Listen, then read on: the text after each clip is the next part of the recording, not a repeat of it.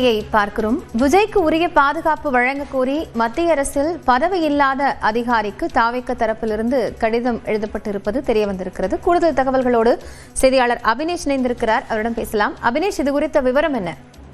தமிழக வெற்றி கழக தரப்பிலிருந்து இன்று மத்திய உள்துறை அமைச்சகத்துக்கு கடிதம் எழுதினாங்க. குறிப்பாக மத்திய உள்துறை அமைச்சர் அமித்ஷா மற்றும் மத்திய உள்துறை அமைச்சகத்துடைய செயலாளருக்கு கடிதம் எழுதியிருந்தாங்க. அதுல கடந்த 2024ஆம் ஆண்டு அவர் பணி ஓய்வு பெற்று அவர் மணிப்பூர் ஆளுநராக நியமிக்கப்பட்டிருக்கக்கூடிய அஜய் பல்லாவுக்கு அந்த பெயர், அவருடைய பெயர் இட்டு அந்த கடிதத்தை எழுதியிருந்தாங்க. ஆனால் தற்போது வேறொரு மத்திய உள்துறை செயலாக இருக்கிறார் கோவிந்த் மோகன் என்கிற ஐஏஎஸ் அதிகாரி இருக்கக்கூடிய நிலையில தாவேகா எழுதிய கடிதத்துல பதவியில் இல்லாத அதிகாரிகளுக்கு தற்போது அந்த கடிதத்தை எழுதியிருக்காங்க. இந்த நிலையில மீண்டும் அந்த கடிதத்தை மாற்றி அமைத்து தற்போது இருக்கக்கூடிய கோவிந்த் மோகனுக்கு அந்த கடிதத்தை எழுதக்கூடிய பணிகள்ல இருக்காங்க.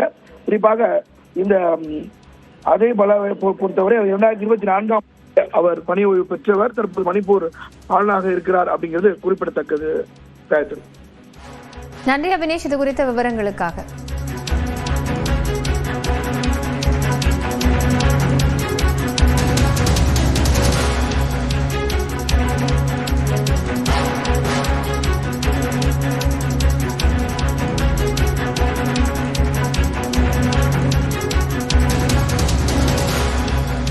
மத்திய உள்துறை அமைச்சகத்திற்கு தாவேக நிர்வாகி நிர்மல்குமார் எழுதிய கடிதத்தில் எழுத்துப்பிழையோடு உள்துறை செயலர் அஜய் பல்லா என்று குறிப்பிட்டு எழுதியிருக்கிறார்.